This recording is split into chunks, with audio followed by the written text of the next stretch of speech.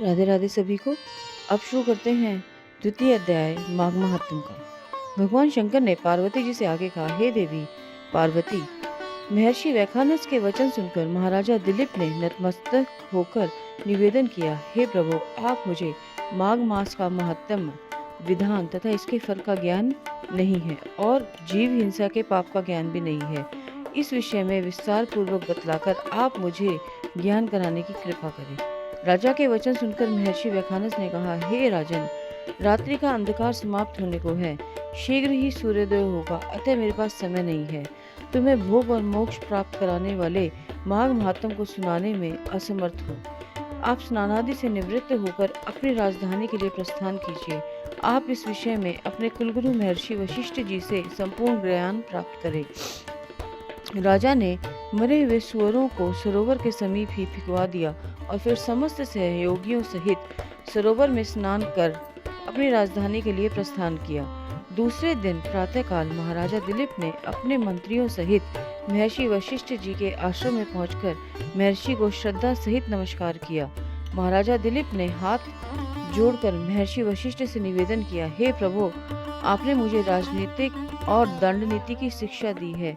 भगवान विष्णु की भक्ति के संबंध में भी आपने मुझे ज्ञान दिया है, परंतु अब आपसे मेरा विनम्र निवेदन है कि आप आज मुझे माघ मास के महात्म्य तथा इस व्रत के संपूर्ण वृत्तांत को समझाएं। राजा के प्रश्न सुनकर महर्षि वशिष्ठ ने कहा, हे राजन, आपने बड़ी ही उत्तम तथा उपयोगी प्रश्न किया है।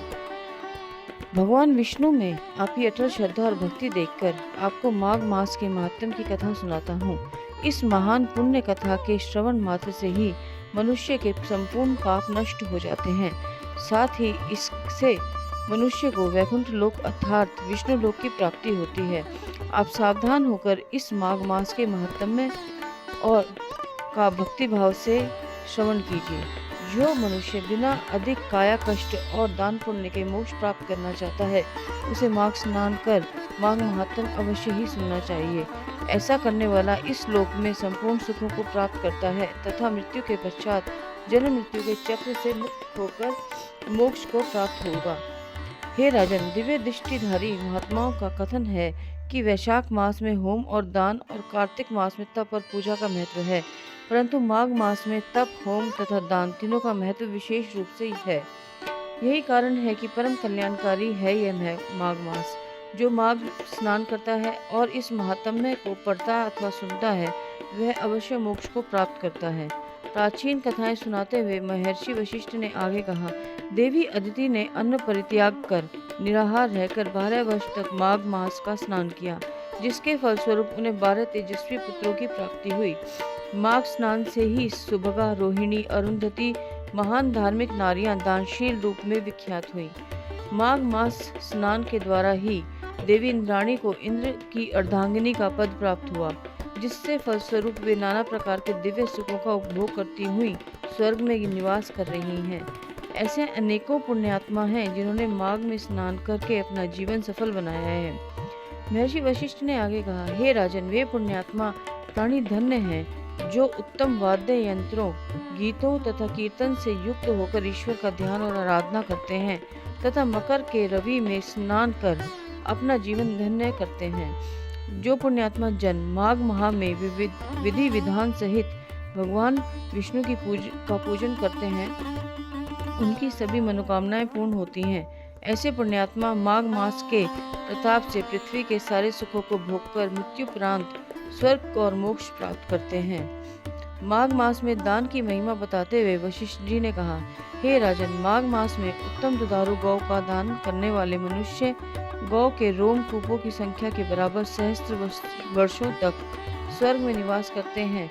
जो मनुष्य माघ मास में स्नान के पश्चात गुड़ तथा तेल का दान करते हैं, वे समस्त पापों से मुक्त होकर निर्मलता को प्राप्त करते हैं। माघ मास में तिलों का दान विशेष महत्वपूर्ण है तथा पापनाशक होता है, अतः प्रयास कर तिलों का दान अवश्य करना चाहिए।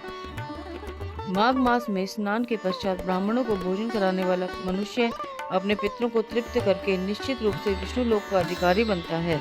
जो मनुष्य माघ मास में स्नान के पश्चात ब्राह्मणों को जूते, कंबल तथा जलपात्र दान करता है, वह बिना संशय के स्वर्ग प्राप्त करता है। जो मनुष्य माघ स्नान करते हैं तथा इसमें यथाशक्ति भरपूर दान करते हैं, उनको स्वर्ग प्राप्त होता है। दान से पाप तथा महापातक नष्ट हो जाते हैं। दान से युक्त माघ स्नान श्रेष्ठ और फलदायी है। बिना दान के गृहस्थ की शोभा नहीं है। दान से ही अधिक पवित्र और श्रेष्ठ कुछ भी नहीं है। यह बात महर्षि भृगु ने मणि पर्वत पर स्थिर विद्याधरों को बतलाई थी।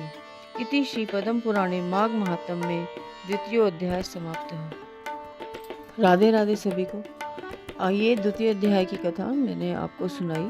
अगर आपको अच्छी लगी हो तो वीडियो को लाइक कीजिएगा, चैनल को शेयर भी कीजिएगा और सब्सक्राइब भी कीजिएगा। आगे जो भी है इशू आ रहा है थोड़ा नेटवर्क का, इस वजह से वीडियो थोड़ा लेट अपलोड हो रही है। आगे कोशिश करूँगी सुबह 6:30 बजे वक्त से समय से आपको वीडियो मिल जाए। धन्यवाद। राधे राधे।